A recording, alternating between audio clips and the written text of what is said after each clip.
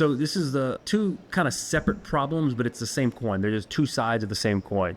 They either have too much liquidity or not enough liquidity. And in liquidity, I'm talking about, let's talk about cash specifically. So they have too much cash on the sidelines or they don't have enough cash on the sidelines.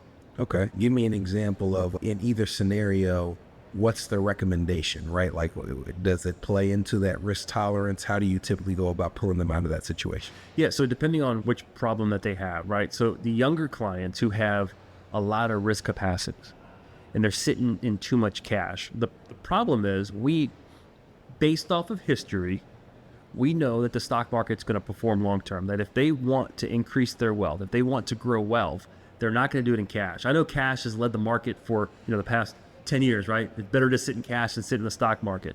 But if you're a 30, 40-year investor, sitting cash is you're losing wealth. Yeah, losing purchasing power. Ton of purchasing power, right? So on the flip side, it's the person who has no liquidity. They might be a real estate investor or they might be a small business owner and 100% of their liquidity is tied up in there. They might have a high net worth, but they have no liquidity. There's no margin for error. And both of those are mistakes because it introduces a lot of risk into their portfolio.